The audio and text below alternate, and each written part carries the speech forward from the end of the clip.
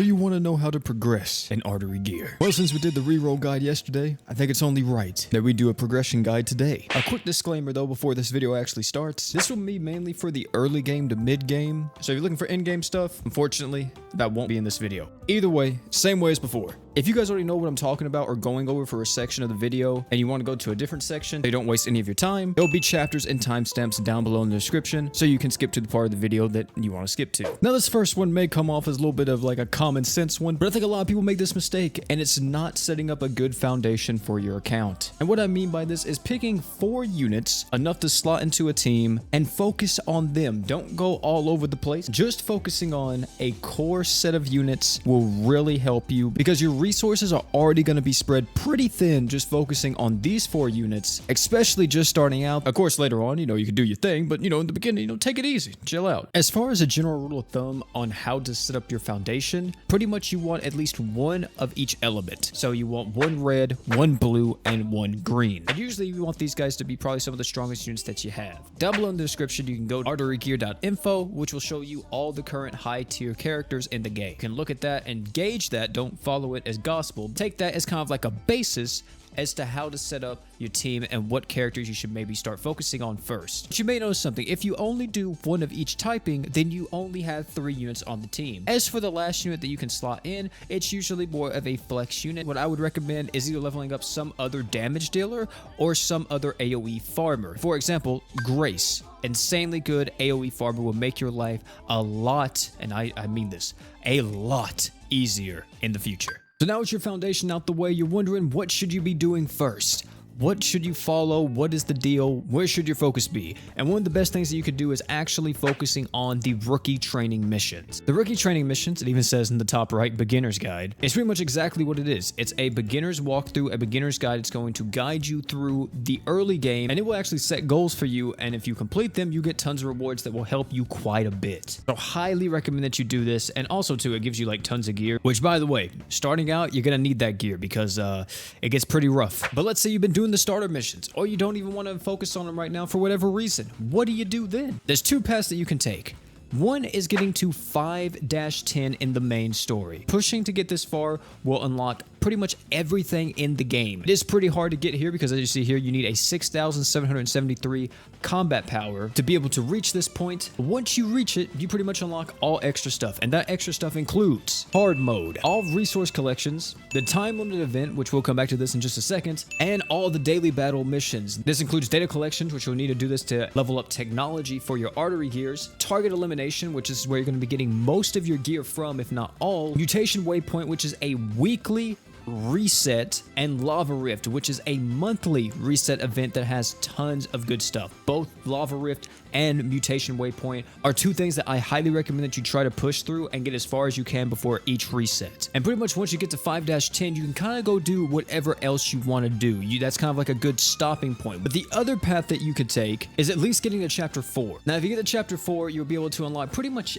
everything apart from I think PvP and lava cracks, which is the monthly reset event. But the reason why you may want to go to chapter 4 is just so after this you can just go straight into the Asura event and start hardcore farming. Everything in the shop is pretty much a must buy. You want everything from the decoder chips to the summons to the crystals to the money, and especially the free unit, which is Chihaya. But this is one of the reasons why you may want to take this path instead, just to make sure that you absolutely guarantee you get Chihaya. Because if you miss a free unit from an event, you cannot get that unit again until the event comes back around. Or you could do something like I did, and I kind of did a mix of both. Once I kind of got bored doing story, I would go to the event. Once I saw the event was getting too hard, or I was maybe getting a little bit, bored doing the event, I would go back to story. It's completely up to you. Do whatever you want. But main thing is just make sure that you are progressing through story and getting to at least 5-10, or you're farming the event. These are the 2 things that you're going to want to be putting most of your stamina in the very beginning of the game. But let's say you get stuck. All of a sudden you can't progress anymore and you want to know how to get stronger. What are the ways that you can increase your power? Well, the main 2 ways that you're going to be increasing your power in the game is by leveling up your characters or by getting gear. The main one, of course, is gear. Rookie training will actually give you a set of attack gear, which is actually on stage 3 right here. This actually gives you an attack set, plus there's other sets that you get, like right here, you got some more sets. Another thing is by clicking on this pre-mission briefing, aka the Queen mission. If you get to step 6, you'll actually be awarded the Striker Armament box. This contains a 6-star Ancient Metal Series attack set, which is going to be great because starting out in the game, you're not going to have anything. So doing the Queen missions and getting through this is going to be just as important as doing your rookie training to make sure that you get gear early on. Another thing that you can do is actually going to the supply over here and going down to gear supply. Now, this is something that I would say do in moderation. Don't go completely broke doing this, but I highly recommend it if you are starting out in the game. And what it is pretty much you get 20 refreshes a day down here. I've already used them today, so of course I don't have them anymore. But you get 20 free refreshes a day, and you can buy gear here for 5,000 to 10,000, sometimes even more gold based on how good that gear piece is. And I would mainly prioritize getting stuff like the purple gear, as you see here, because it rolls with 3 random attributes on it. And from my understanding, the main sets to really prioritize from this is stuff like attack sets, crit sets, status accuracy sets, HP sets, and speed sets are the main ones that you really want from this that you're trying to snipe, because those are some of the sets they're going to be using on pretty much all your characters no matter what. And the last thing you can do is actually go over here to target elimination and go to the centaur or whatever else you want to farm and doing the low level hunts. And it's actually not really too recommended to do the low level hunts like before level 7, because level 7 is where you start getting the 5-star gear, and also this drops the gold gear, which is going to be what you're going to want to start farming. But unfortunately, if you can't get to this or it's a little bit too difficult, I don't see any shame in doing maybe stage 5 or stage 4, whatever the case may be, just so you can get some extra gear to help you, push through whatever you're trying to fight. A quick note about gear. This may sound stupid, but I want y'all to know. Make sure you're leveling up your gear pieces. Not only does leveling up gear pieces increase your main stat, but it will also allow you to get access to the substats as well. This isn't like other games where gear that has substats on it are just automatically activated. That's not how it works. You're going to have to level up that piece of gear to get access to those substats. Dispatches will unlock more and more as you progress through the story. As you see here, the Uncharted area unlocks at 6-10, and another Uncharted area unlocks at 7-10. But to put it simple, as soon as you unlock these, you're going to want to start sending your units out on these dispatches because they are extremely useful in the long run, and they just give you more resources. For an example, the first one, which is the logistics base, this will give you gold, which you can send them out on this, and you can just quick deploy, and then if you do the quick deploy, it will put the best possible units that they can for this mission, and then you can click dispatch. Highly recommend that you always are doing this just so you can get extra rewards and extra missions. Because if you're not doing it, you're just like wasting all these extra resources you could be having. And by the way, this isn't like other games where if you send out your units on an expedition, you can't use them.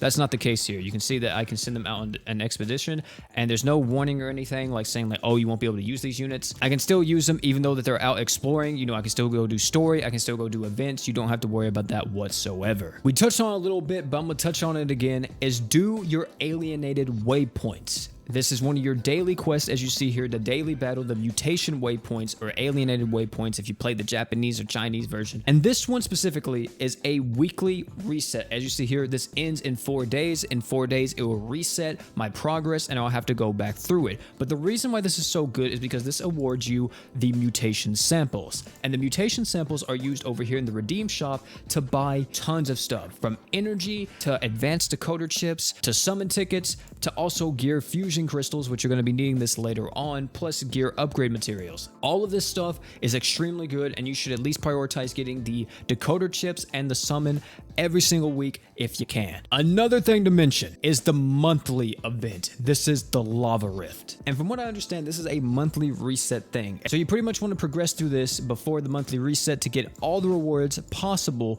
because you get tons of stuff from this. I'm talking about you get decoder chips, you get summon currency, you get more decoder chips for your 4 stars, 5-star, all that type of stuff. Tons of good stuff, and you're going to want to be making sure you're pushing through this as much as possible. And one of the last things we're going to be talking about is that once you hit level 30, because unfortunately we're only level 25 at the moment, once you hit level 30, you're going to get access to guilds, which is down here as you see, the Alliance. you should absolutely join a guild as soon as you hit level 30. Like, as soon as you hit level 30, join a pretty active guild. The guild gives you so many benefits, it's not even funny. I'm talking about you get access to guild shops, you get access to guild bosses. There's tons of stuff that's going to help you and give you more resources and make your progression a lot easier. And now you made it here. Pretty much the rest of this is pretty simple. If you made it to 5-10, you're pretty much going to be doing a daily rotation. You're going to be doing all your daily missions every single day, which is in here. You're going to be trying to complete as many of these as possible every single day and every single week. You're also going to be starting to do PvP as well. Recommend doing this, by the way, every single day, just so you can get the points, so you can use this stuff in the exchange shop, because this stuff also gives you like advanced decoders and all this other good stuff. You're probably going to also start finishing up the event that you have at the current moment, and of course pushing further in lava crack and mutation waypoint, and then finally, you know, gear farming and doing all of that. And there you go. That's pretty much a basic guide to get you from the early game into more of the mid game point in Artery gear. So if you guys have any questions, of course, leave them down below in the comment section, and I'll try to help you to the best of my knowledge, because of course I'm still learning the game as well. I'm still researching, I'm still reading and learning up on a lot of stuff in the game. But there's some stuff that I just don't know about yet, and there may be other ways to take it, or some stuff that I didn't talk about in this guide that may also be beneficial. So if you have any tips to add to this, hey man, please leave it down below in the comment section. It will help out all the people watching.